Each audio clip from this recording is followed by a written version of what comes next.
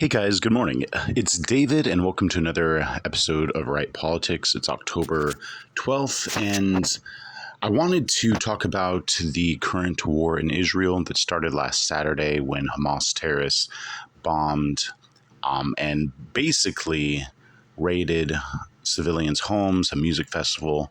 About 1,200 are dead, including women and children, and also about 240 are taken hostage, Americans and Israelis. Currently, Israeli citizens are flying to Israel to fight Hamas from all over the world. It's the number one search, flights to Israel all over America. So they're definitely taking arms with their fellow brothers in Israel, which is really great to see. Of course, America has all of the cause to stand with Israel, and they're going to continue military support. Now, the Israelis always want to fight for themselves, and they want the backing of the United States. They always say, this is our fight, these are our wars, but please give us aid, and we'll take out these terrorists. But when it comes to American citizens being terrorists, they do not outsource any hostage negotiations or hostage rescues to other nations. So there probably will be United States soldiers on the ground, special ops to rescue those American hostages as well.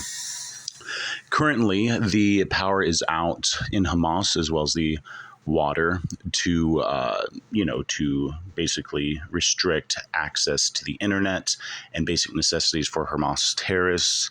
So basically a ground war. That's what people are expecting. But I want to get into the site I was going to post on my Facebook, which is something I've been wanting to save and post for a long time.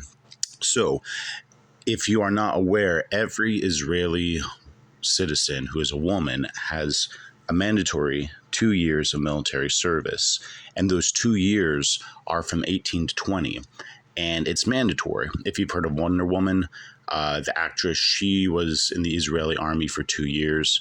You can't really go on TikTok or YouTube without seeing young Israeli women, basically with their AK-47s doing TikTok dances, and they're all Israeli, they're all women, and they are all 18 to 20.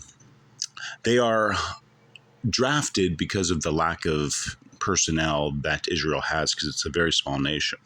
It's about the size of Tennessee, elongated in the Mediterranean. So the debate in America has always been this last year, equal rights for men and women, and not just socio-economical rights. Can a woman hold a job that has equal pay? Will they have the equal rights for leave, maternal leave, things like that? They're fundamentally wanting to change the structure of society for men and women. And the biggest consequence of that, and what a lot of liberals are fighting for, and the big question is, should women be drafted in the U.S. military if there's a national draft? So the most important thing is to realize, if you want for men and women to be equal on a fundamental level, that is physical strength, by all means, women should serve in the United States military. But to make it a mandatory draft, I've been saying for years that women and girls have more protections and more rights than men, and we have to protect those rights. One of those rights is that they do not have to serve in the draft given a war scenario. So what liberals want is complete equality, but if you really want to see an equal representation in all forms of jobs, including military service, it will look a lot like Israel. And the face of this war is going to be 20-year-old girls laying down their lives for Israel, probably getting slaughtered in the same way that happens every single war. And if you really want that for America, if you want to look in the eyes of your daughters and send them off to war as a mandatory military service because of some liberal ideology, then I think our nation will have backslidden. Now, of course, God is always with Israel. God will protect these girls. But when I was watching the news yesterday, they were loading up tanks to go to the Gaza Strip, and half of them were 20-year-old girls. And the thing is like, that is what real equality looks like. That is what our current government is standing for.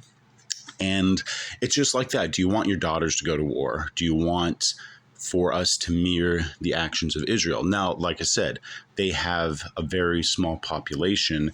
That is why it is mandatory for women to have military service and 2 years of it. And so I really want to know what you think in the comments. And yeah, be sure and like and share. This is going to be a daily thing. And if you have any questions, of course, leave them in the comments. Have a great day.